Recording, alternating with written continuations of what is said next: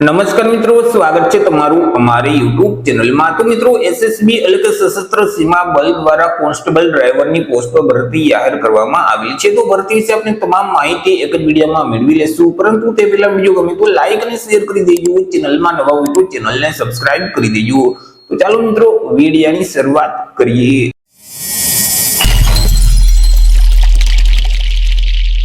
તો મિત્રો, આજે ભરતીનું નોટિફિકેશન છે તે એસએસબી એટલે કે સશસ્ત્ર સીમા બળ દ્વારા બહાર પાડવામાં આવ્યું છે। એસએસબી દ્વારા જે કોન્સ્ટેબલમાં જે મિત્રો અલગ અલગ પોસ્ટ પર જગ્યાઓ ખાલી છે ડ્રાઈવર સહિત, તો તે જગ્યાઓ ભરવા માટે લાયકાત ધરાવતા ઉમેદવાર પાસેથી અરજી ફોર્મ મંગાવવામાં આવેલા છે।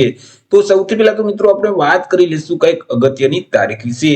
તો મિત્રો, આજે ભરતી છે તેમાં જો તમારે અરજી કરવી હોય તો ઓનલાઈન અરજી ફોર્મ ભરવાનું રહેશે। ઓનલાઈન અરજી ફોર્મ આજથી એટલે કે 21 માર્ચ 2026 થી શરૂ કરી દેવામાં આવેલા છે।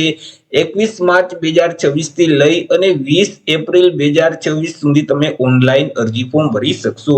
અરજી ફોર્મ જે મિત્રો એસએસબી ની ઓફિશિયલ વેબસાઇટ છે તે વેબસાઇટ ઉપર જઈ તમારે 20/4/2026 સુધીમાં ઓનલાઈન અરજી કરી દેવાની રહેશે। વાત કરી લઈએ જગ્યા વિશે કે જે ડ્રાઈવરની પોસ્ટ છે તો તેમાં કુલ કેટલી જગ્યા છે અને કેટેગરી મુજબ કેટલી જગ્યા રહેશે। તો અહીં જે ડ્રાઈવરની પોસ્ટ છે તેમાં કુલ 553 જેટલી જગ્યા છે। આ જે 553 જગ્યા છે તેમાં સામાન્ય વર્ગના જે ઉમેદવાર છે તેના માટે 244 જેટલી જગ્યા રહેશે। ઈડબ્લ્યુએસ વર્ગના જે ઉમેદવાર છે તેના માટે 45 જગ્યા છે। ઓબીસી વર્ગના જે ઉમેદવાર છે તેના માટે 145 જેટલી જગ્યા રહેશે। એસસી કેટેગરીના જે ઉમેદવાર છે તેના માટે 81 જગ્યા, જ્યારે એસટી કેટેગરીના જે ઉમેદવાર છે તેના માટે 38 જેટલી જગ્યા રહેશે।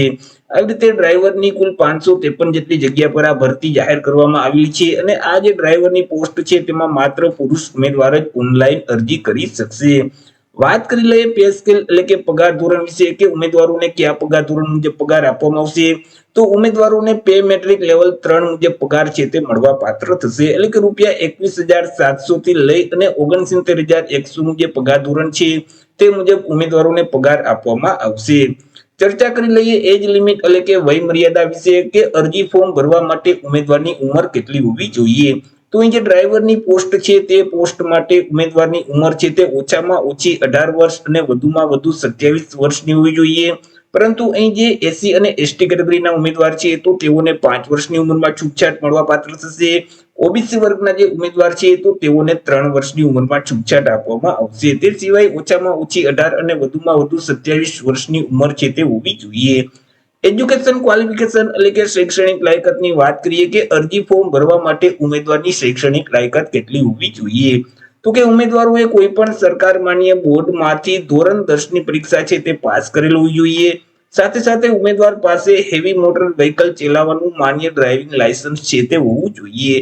જે ઉમેદવારે ધોરણ 10 ની પરીક્ષા પાસ કરેલ છે અને હેવી મોટર ડ્રાઇવિંગ લાયસન્સ છે તે ઉમેદવાર આ ભરતીમાં અરજી ફોર્મ ભરી શકશે। વાત કરી લઈએ મિત્રો અરજી ફી વિશે કે કયા ઉમેદવારોએ કેટલી અરજી ફી ભરવાની રહેશે। તો અહીં મિત્રો સામાન્ય, ઈડબ્લ્યુએસ અને ઓબીસી વર્ગના જે પુરુષ ઉમેદવાર છે તેઓએ અરજી ફી ભરવાની રહેશે। અરજી ફી તરીકે ₹100 છે તે તમારે ભરવાના રહેશે।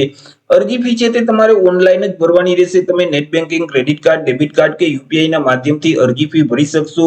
તે સિવાય મિત્રો એસસી કેટેગરી, એસટી કેટેગરી અને માજી સૈનિક છે તો તેઓએ અરજી ફી ભરવાની રહેતી નથી। ચર્ચા કરી લઈએ મિત્રો સિલેક્શન પ્રોસેસ વિશે કે ઉમેદવારનું સિલેક્શન કેવી રીતે કરવામાં આવશે। તો ઉમેદવારની સૌથી પહેલા તો શારીરિક કસોટી છે તે લેવામાં આવશે। અહીં તમામ ઉમેદવારોએ 4.8 કિલોમીટરની દોડ છે તે કરવાની રહેશે અને 24 મિનિટની અંદર આ દોડ છે તે પૂરી કરવાની રહેશે। ત્યાર પછી ઉમેદવારની ઊંચાઈ અને છાતીનું માપ છે તે લેવામાં આવશે। તેમાં જે ડ્રાઈવર માટેની પોસ્ટ છે તો તે પોસ્ટ માટે ઉમેદવારની જે ઊંચાઈ છે તે ઓછામાં ઓછી 170 સેન્ટીમીટર હોવી જોઈએ। પરંતુ અહીં જે એસટી કેટેગરીના જે ઉમેદવાર છે તો તેમની ઊંચાઈ ઓછામાં ઓછી 162.5 સેન્ટીમીટરની હોવી જોઈએ। છાતી વિશે વાત કરીએ તો મિત્રો અહીં ઉમેદવારની જે મિનિમમ છાતી છે એટલે કે ફુલાવ્યા વગરની છાતી 80 સેન્ટીમીટર, જ્યારે ફુલાવેલ છાતી છે તે 85 સેન્ટીમીટરની હોવી જોઈએ। ફુલાવ્યા વગરની છાતી અને ફુલાવેલ છાતી બંને વચ્ચે ઓછામાં ઓછું 5 સેન્ટીમીટરનું ડિફરન્ટ આવવું જોઈએ।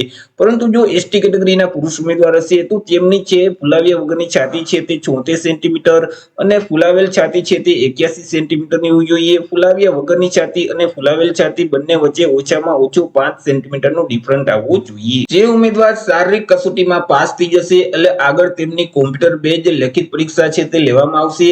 આ જે પરીક્ષા છે તે હેતુલક્ષી પ્રકારની રહેશે। રહેશે, એટલે કે તેમાં MCQ પ્રકારના પ્રશ્ન પૂછવામાં આવશે. કુલ 100 MCQ પ્રકારના પ્રશ્ન પૂછવામાં આવશે. એક પ્રશ્નનો 1 માર્ક એટલે 100 માર્કનું પેપર રહેશે. પેપર લખવા માટે તમને 2 કલાકનો સમયગાળો આપવામાં આવશે. તમને જે ક્વેશ્ચન પેપર આપવામાં આવશે તેમાં જીકે સંબંધિત પ્રશ્ન પૂછવામાં આવશે, ગણિત અને રીઝનિંગ સંબંધિત પ્રશ્ન છે, ત્યાર પછી ઇંગ્લિશ અને હિન્દી ગ્રામર સંબંધિત પ્રશ્ન છે તે પૂછવામાં આવશે.